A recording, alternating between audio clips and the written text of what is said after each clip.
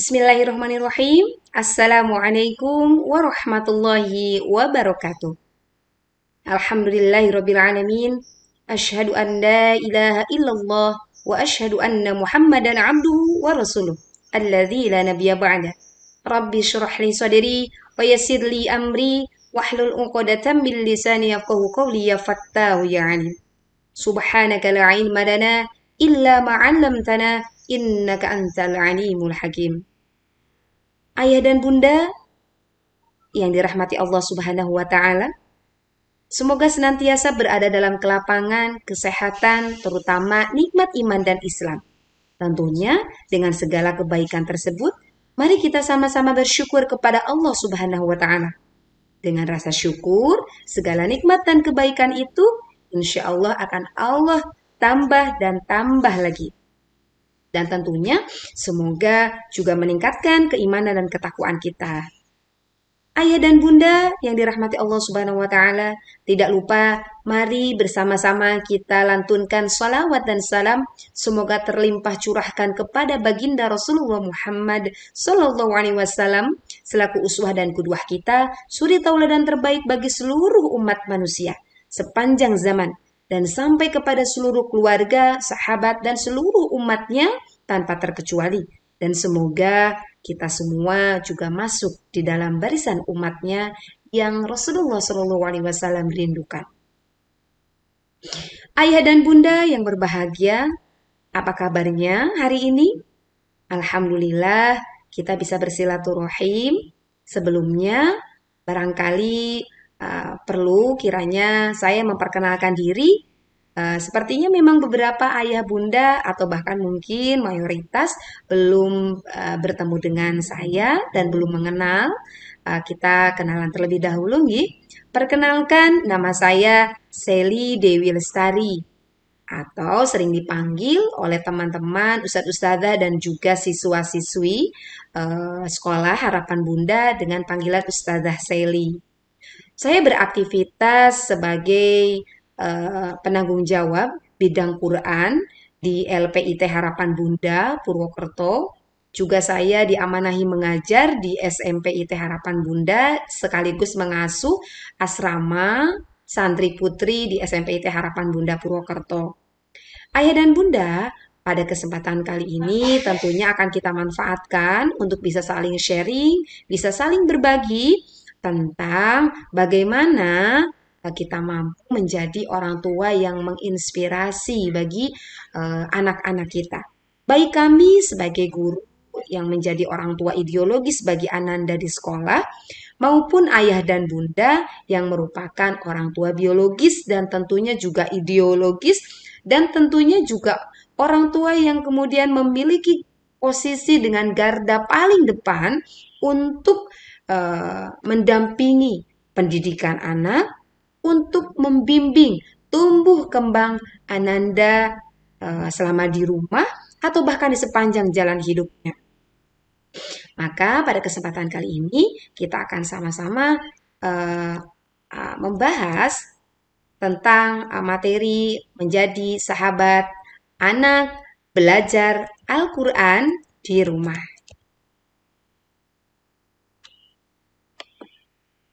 Ayah dan bunda,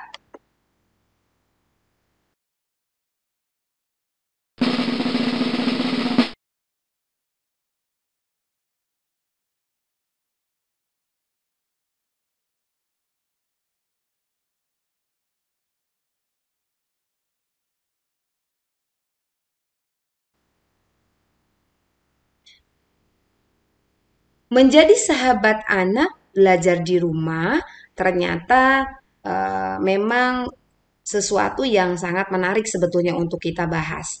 Kenapa dikatakan demikian? Karena ternyata anak merupakan investasi tiada henti. Bukan hanya di dunia saja, melainkan sampai kita ke akhirat nanti, di mana kita sudah tidak lagi bisa beramal baik untuk mendapatkan rahmat dari Allah Subhanahu wa taala. Tentunya ini merupakan keinginan dan juga harapan kita semua. Bahkan Nabi Shallallahu alaihi wasallam mengingatkan kita dalam sebuah hadis yang diriwayatkan oleh Al-Bukhari, khairukum man ta'allama al-Qur'ana wa 'allamah. Sebaik-baik orang di antara kalian adalah orang yang mempelajari Al-Quran dan mengajarkannya. Ini sebuah motivasi ayah dan bunda. Level terbaik bagi seorang yang berinteraksi dengan Al-Quran adalah yang sesuai dengan disampaikan hadis Nabi. Baru saja kita dengar bahwa sebaik-baik manusia adalah dia yang belajar Al-Quran dan juga mengajarkannya. Nah, ini sebuah bocoran ayah dan bunda. Jika kemudian di rumah ada permasalahan Ananda sulit belajar, salah satu kendalanya misalkan adalah ayah dan bunda merasa belum mampu atau setidaknya belum menguasai tentang metode pembelajaran Al-Quran Ananda di sekolah. Jadi di rumah merasa kesulitan. Nah, maka ini merupakan salah satu motivasi bagi kita semua untuk juga sama-sama belajar. Di saat yang bersamaan kita mengajarkan dan mendampingi anak-anak belajar Al-Quran dan kita pun termotivasi untuk juga sama-sama belajar Al-Quran. Maka beberapa program kami di seluruh unit lembaga ada program untuk orang tua murid yaitu sekolah Quran. Ayah dan Bunda bisa bergabung di seluruh unit lembaga Harapan Bunda sudah memiliki program untuk pendampingan, juga upgrade ayah dan Bunda dalam membekali diri ya untuk mendampingi Ananda belajar di rumah melalui sekolah Quran yang dilaksanakan di setiap unit lembaga. Ayah dan Bunda, mengapa sih kita perlu mengajarkan Al-Quran dan mendorong anak-anak untuk menghafal Al-Quran? Pertama, jelas ridho Allah Subhanahu wa Ta'ala. Ini merupakan motivasi yang paling agung, di mana saat kita kemudian berusaha untuk layak, untuk pantas, atau setidaknya kita menjadi sosok yang menyenangkan bagi anak-anak kita untuk mendampingi saat belajar di rumah. Tujuan utamanya adalah karena anak penghafal Quran, karena anak ahlul Quran, dia akan memberikan keberkahan untuk seluruh anggota keluarganya. Selanjutnya merupakan ketenangan hidup. Orang yang dia senantiasa berinteraksi dengan Al-Quran akan mendapatkan ketenangan hidup. Juga selain itu Al-Quran memberikan syafaat. Layaknya tadi yang kemudian disampaikan bahwa seorang anak penghafal Al-Quran memiliki keutamaan dan dia bisa memberikan syafaat kepada keluarganya, terutama orang tuanya. Penghafal Al-Quran juga bisa memberikan ilmu dan banyak kebaikan untuk kita. Untuk yang selanjutnya ayah dan bunda, prinsip mengajarkan Al-Quran untuk anak-anak kita di rumah. Nah, ini sebetulnya saya juga sharing karena qadarullah saya pun memiliki dua anak. Satu putri saya yang pertama ini usianya 8 tahun, dia menginjak di kelas 2 SD. Kemudian yang satu lagi usianya 2 tahun ya, 2 tahun lebih beberapa bulan. Nah, prinsip yang perlu kita perhatikan saat mengajarkan Al-Quran saat di rumah adalah yang pertama ayah dan bunda adalah tidak boleh memaksa anak. Tidak boleh memaksa anak ya. Ini banyak nih bunda-bunda yang curhat saat dia mendampingi anaknya belajar di rumah selalu saja diakhiri dengan ending yang kurang nyaman. Ending yang kurang nyaman untuk bundanya, terutama juga untuk anaknya. Ternyata saat belajar karena anaknya belum siap, akhirnya membuat kondisi menjadi tidak nyaman. Akhirnya anak merasa terpaksa. Dan saat dia terpaksa, dia menghafalkan Al-Quran akan sangat sulit sekali. Dia akan belajar membaca atau tilawah Al-Quran juga akan sulit karena kondisinya belum siap. Beda halnya saat anak kita happy, dia akan lebih cepat menghafal. Dia akan lebih cepat menerima informasi yang dia terima. Nah, jadi ini perhatikan dia ayah dan bunda, maka kita harus tahu timing yang tepat. Nah, selain tidak boleh memaksa anak, yang kedua adalah lakukan kegiatan dengan cara menyenangkan. Nah, ini merupakan solusi dari permasalahan yang pertama. Bagaimana cara melakukan kegiatan dengan menyenangkan? Nah, tentunya nanti akan kita bahas di penjelasan selanjutnya ya. Jadi lakukan kegiatan dengan cara yang menyenangkan, bukan dengan cara kita, dengan versi kita. Anak harus duduk tertib rapi seperti itu tidak. Tapi kita lihat usianya, bagaimana usia anak 7 tahun, 8 tahun saat dia mau belajar menyenangkan. Dan tidak butuh waktu yang lama sebetulnya. 15 menit saja, tetapi itu optimal, itu efektif. Insya Allah itu dapatnya banyak, baik ayat yang dihafal maupun pembelajaran Al-Quran yang sedang dipelajari. Nah, berikutnya dimulai dari ayat-ayat yang mudah difahami. Nah, maksud mudah difahami adalah ini merupakan saran ayah dan bunda saat kita memberikan ayat baru untuk dihafal, coba kita baca terjemahnya. Kalau anak kita sudah bisa baca, boleh dia yang baca. Lalu kita tanya, yang kita hafal ini menceritakan apa sih? Nah, nanti setelah dia memahami ayat ini bahwa ternyata misalkan kita mengajarkan surat tentang Al-Lahab misalkan ya, di ayat pertama kita bacakan. Lalu apa sih kisahnya gitu? Dari kisah surat Al-Lahab ini apa? Lalu anak-anak akan lebih senang jika kita bercerita. Ini sebetulnya juga ada di dalam metodologi pembelajaran tilawah Al-Quran metode wafa, yaitu di mana guru akan mengajarkan materi baru atau huruf-huruf baru, itu diawali dengan kisah inspiratif pembangun karakter. Sehingga harapannya saat anak bertambah ilmunya, bertambah huruf yang dia ketahui, bertambah ayat yang dia hafalkan, maka bertambah baik pula akhlaknya. Berikutnya ayat bunda, prinsip yang keempat adalah keteladanan dan motivasi. Nah, jelas ayah dan bunda yang juga semangat belajar Al-Quran, ayah bunda yang juga semangat membaca Al-Quran di rumah, ayah bunda yang juga semangat menghafal Al-Quran di rumah akan menjadi keteladanan dan motivasi terbaik untuk Ananda di rumah. Jadi, saat mengajak Ananda belajar Quran, membaca Quran, menghafal Al-Quran, jangan terkesan menyuruh, tetapi mengajak. Kalau mengajak berarti kita termasuk di dalamnya. Alhamdulillah, syukur-syukur saat kita mentalaki, mentalaki itu mencontohkan untuk diikuti oleh anak kita pun ikut hafal. Maka bagus sekali kalau kita 1-2 ayat lebih awal hafalnya daripada anak kita. Jadi anak kita menilai kita itu, oh ayah sudah hafal ya, bunda sudah hafal ya. Jadi tidak ada alasan mereka untuk tidak menghafal. Karena banyak nih anak-anak yang curhat. Ah, ayah bunda juga tidak menghafal, ayah bunda juga tidak baca Quran, ayah dan bunda juga tidak bisa. Nah, ini biasanya menjadi kunci anak-anak untuk tidak mengikuti program kita untuk Quran ini. Nah, ayah dan bunda, selain dari prinsip-prinsip mengajarkan Al-Quran, kita juga perlu mengetahui tentang kunci keberhasilan mengajarkan Al-Quran. Yang pertama, ini kuncinya ayah bunda. Suasana senang dan membahagiakan akan membantu anak untuk mengingat hafalannya dalam waktu yang lama. Dengan demikian, anak akan berinteraksi dengan Al-Quran dengan perasaan cinta, keterikatan, bukan keterpaksaan. Maka ayah dan bunda harus tahu timing yang tepat untuk mengajarkan Al-Quran. Ya memang ini timingnya tidak sama ya antara anak yang satu dengan anak yang lainnya karena memiliki eh, kondisi yang berbeda-beda begitu ya. Maka ayah dan bunda yang lebih paham, maka kita cari waktunya. Cari saat dia happy, cari saat dia betul-betul dalam kondisi alfa gitu. Alfa itu bukan lupa tidak ingat, tetapi dalam kondisi saat dia mendapatkan informasi, saat dia mendapatkan instruksi, dia mampu menerimanya dan mampu melakukannya dengan senang hati.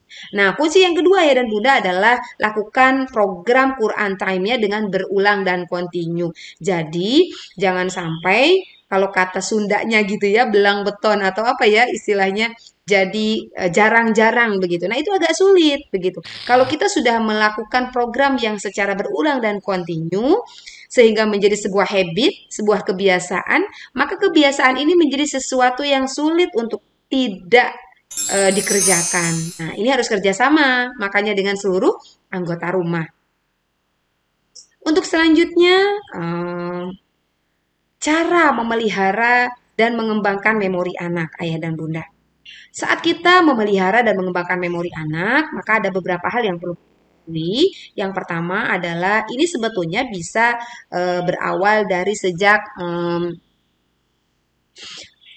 kita ibu mengandung ya dari sejak anak berada dalam kandungan sekalipun misalkan ini sudah terlambat barangkali yang sudah tidak memiliki dalam artian anak-anaknya sudah besar begitu ya, tetapi ini ada motivasi barangkali nanti punya anak lagi, yaitu diperdengarkan bacaan Al-Quran sejak di dalam kandungan. Ini sangat penting sekali karena organ pertama yang berfungsi janin di dalam kandungan itu adalah organ pendengarannya.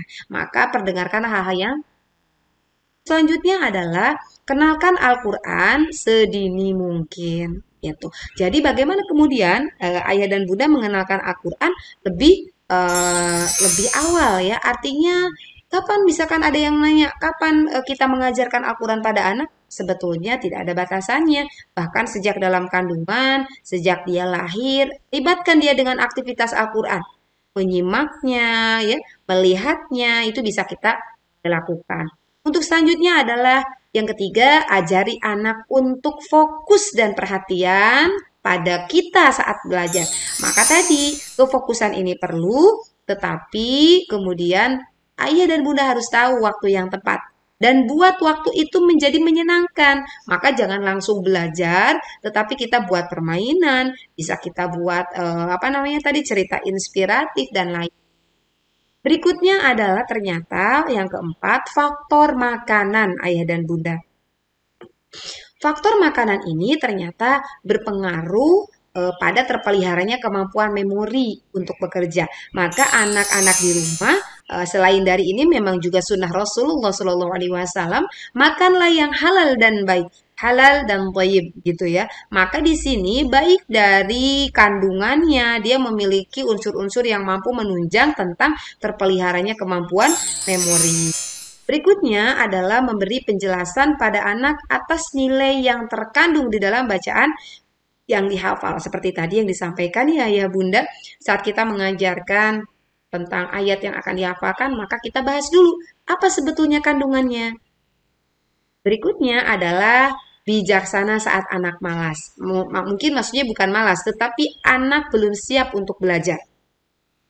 Saat anak itu belum siap saat belajar, ayah dan bunda, maka ayah dan bunda harus bijaksana, tidak boleh memaksa begitu. Tapi kita buat sebuah pijakan, kesepakatan dengan anak kita. Karena jangan juga kita dikendalikan oleh anak. Dia selalu saja berkata tidak siap, dia selalu saja berkata saya belum mau. Nah, ini akhirnya nggak ketemu nih timing yang tepat untuk belajar Qur'annya. Akhirnya nggak jadi-jadi belajar Qur'annya. Maka kita buat kesepakatan. Kalau sekarang kamu belum siap, maka kamu perlu waktu berapa lama lagi? Atau perlu melakukan apa dulu agar dia siap? Begitu. Jadi kalau saya, ini saran saya pribadi nih ayah dan bunda, jaga ritmenya. Jadi durasi dan frekuensi. Jadi bukan mengenai sebanyak apa yang anak-anak kita mampu hafal atau mampu diserap ilmunya, ya, tetapi yang lebih penting adalah jaga ritme atau durasi dan frekuensi Quran time-nya itu terlaksana setiap hari. Sekalipun dia dalam satu hari ternyata nggak hafal satu ayat pun, tapi jadwal atau frekuensi atau Quran time-nya tetap terlaksana, insya Allah itu sudah awal yang baik. Berikutnya, yang ketujuh adalah menghormati waktu bermain dan waktu istirahat anak. Jadi, karena memang anak ini dunianya adalah main, maka kita libatkan anak-anak kita di dalam aktivitas menghafal Al-Quran ini dengan juga sesuai tumbuh kembangnya. Kalau misalkan mereka memiliki waktu saat belajar Quran, mereka pun punya hak untuk bisa beristirahat dan juga bermain. Gitu. Jadi kita harus membuat schedule-nya, membuat jadwal dan itu kita sepakati, bukan kita yang membuat, tetapi bersama-sama dengan kita. Yang selanjutnya ayah dan bunda yang kedelapan adalah jauhkan unsur-unsur yang dapat mengancam psikologi anak, celaan dan tekanan. Misal kalau dia belum mampu menghafalkan ayatnya, maka jangan kemudian kita menimbulkan rasa kecewa dan akhirnya timbul kata-kata atau mimik muka yang kurang menyenangkan. Ini akan merusak syaraf-syaraf dari anak kita, terutama juga syaraf memorinya. Maka saat dia belum siap, kita bersabar. Lalu kita cari waktu lagi dan buat waktu itu. Bukan hanya ditunggu waktu produktifnya, tapi diciptakan. Maksudnya dibuat, kita bangun waktu itu. Nah, maka ketika ada anak kita yang misalkan dia belum mampu menghafal satu ayat misalkan, kita tetap apresiasi. Kalau ternyata dia baru bisa setengah ayat, tetap kita apresiasi. Jangan mengatakan bahwa kamu satu ayat pun belum hafal. Bagaimana ini? Misalkan begitu. Nah, ini adalah sesuatu yang perlu kita perbaiki. Maka terus motivasi dan apresiasi. Motivasi, apresiasi. Itu bukan kemudian kita menekannya.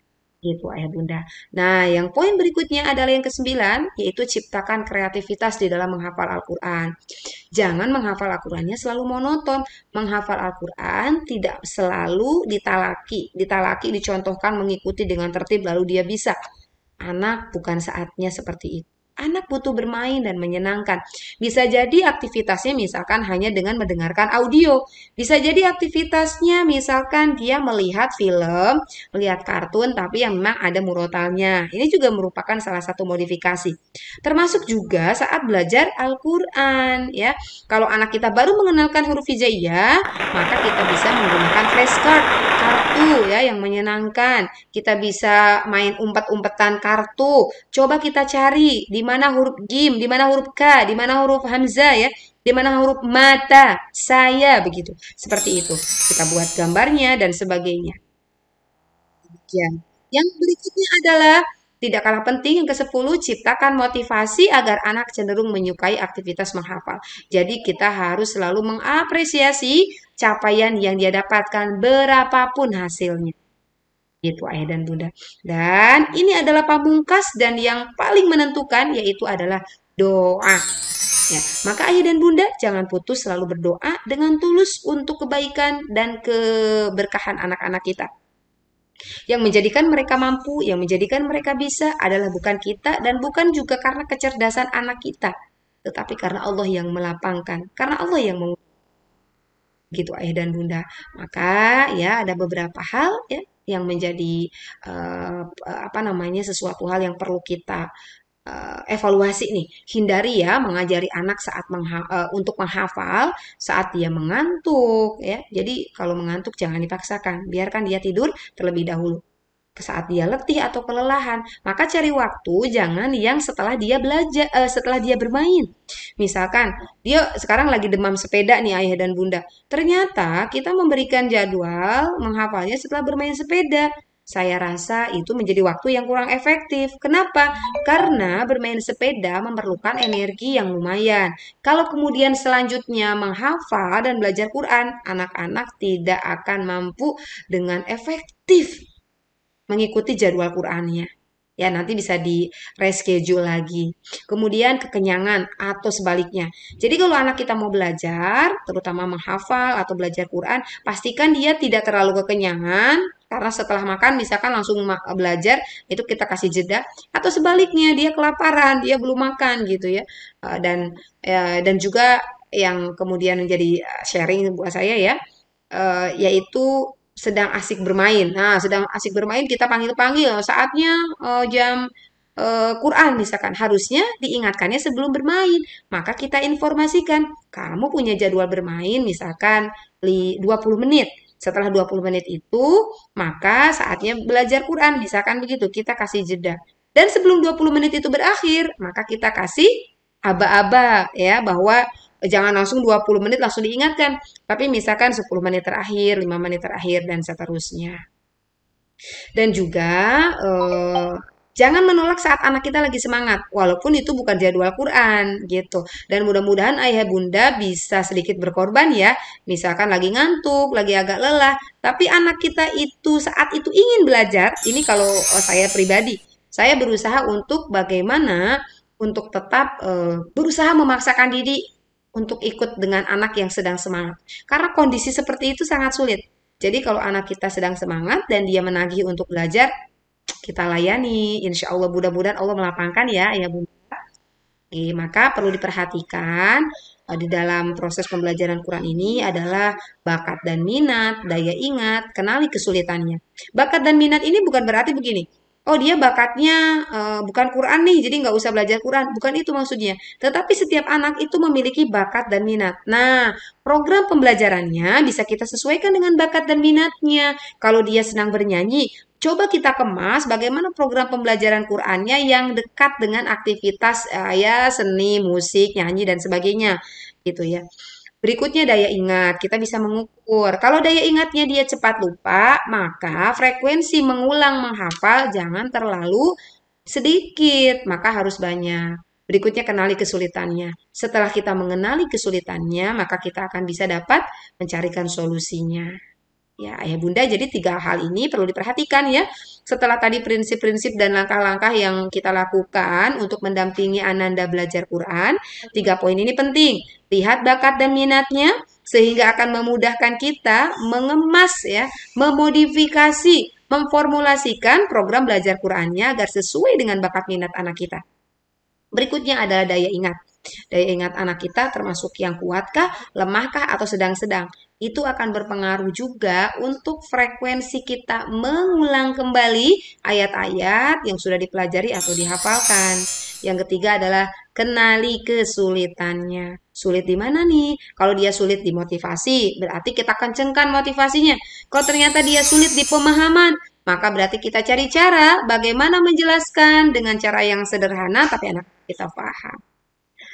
Begitu ayah dan bunda, dan yang untuk yang selanjutnya, ini sih hanya sekadar apa namanya tambahan ya, yaitu jadi teknis menghafal Al-Quran ini bisa dimulai dari misalkan bayi yang 0 sampai 2 tahun, ayah dan bunda. Nah, bacakan Al-Quran dengan dari surat Al-Fatihah ya, dari surat yang kemudian ini sering didengar. Ulang-ulang. Tiap hari 4 kali waktu, misalkan pagi, siang, sore, dan malam. Tiap satu waktu, satu surat bisa diulang sampai 3 kali. Nah, jadi setelah hari kelima, ganti surat An-Nas dengan metode yang sama. Jadi jangan sporadis, maksudnya jangan acak-acakan. Tapi kita punya program. Kalau pekan ini kita menghafal Al-Fatihah, maka tuntaskan Al-Fatihah selama 1 pekan. Lalu akan berganti di pekan selanjutnya dengan surat yang baru. Begitu.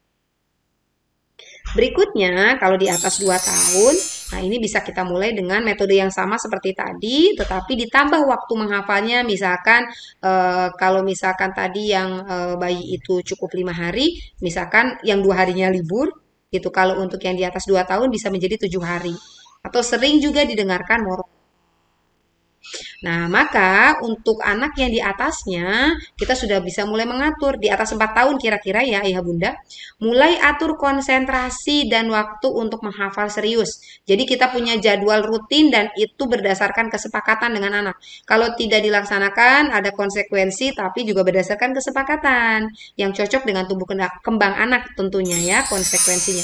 Berikutnya adalah ajari murojaah sendiri. Ajari menghafal sendiri, kemudian selalu motivasi supaya semangat terjaga. Dan waktu menghafal ya 3 sampai 4 kali per hari. Nah, ini harus kerjasama ya dengan anggota keluarga di rumah. Nah, sehingga untuk yang selanjutnya adalah untuk menjaga hafalannya, mengulang-ulang secara teratur. Mengulang ini nggak mesti dia membaca sebetulnya, tapi boleh juga mendengar. Jadi, saat Ananda tidak siap membaca, maka kita bisa memutarkan surat yang telah dia hafal melalui audio ya. Berikutnya adalah mentadaburi dan menghayati makna. Tadi ya Bunda, saat kita mengajarkan dengan cara mentadaburi, apa namanya? Memahami kandungan ayatnya, ini juga akan memudahkan anak kita untuk menghafal. Berikutnya menjauhi kesia-siaan. Nah, kesia-siaan di sini adalah jika anak-anak kita memiliki aktivitas bermain di luar agenda Quran, boleh-boleh saja, tetapi kita harus lihat durasinya tidak boleh terlalu berlebihan. Baik misalkan bermain sepeda, bermain games, bermain bola, atau menonton, itu boleh saja tetapi berdasarkan tumbuh kembangnya dan kesepakatan juga. Begitu ayah dan bunda. Nah, barangkali itu yang bisa kita sharingkan untuk kesempatan kali ini. Semoga wabillahi taufiq wal hidayah. Wallahu a'lam bishawab. Alhaqqu birabbika.